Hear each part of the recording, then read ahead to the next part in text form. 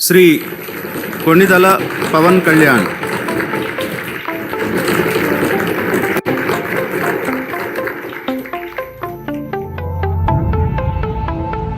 కొణిదల పవన్ కళ్యాణ్ అనే నేను శాసనసభ సభ్యుడిగా ఎన్నికైనందున శాసనం ద్వారా నిర్మితమైన భారత రాజ్యాంగం పట్ల నిజమైన విశ్వాసం, విధేయత చూపుతానని, భారతదేశ సార్వభౌమాధికారాన్ని, సమగ్రతను కాపాడుతానని, నేను స్వీకరించబోయే కర్తవ్యాన్ని శ్రద్ధాశక్తులతో నిర్వహిస్తానని దైవ సాక్షిగా ప్రమాణం చేస్తాను.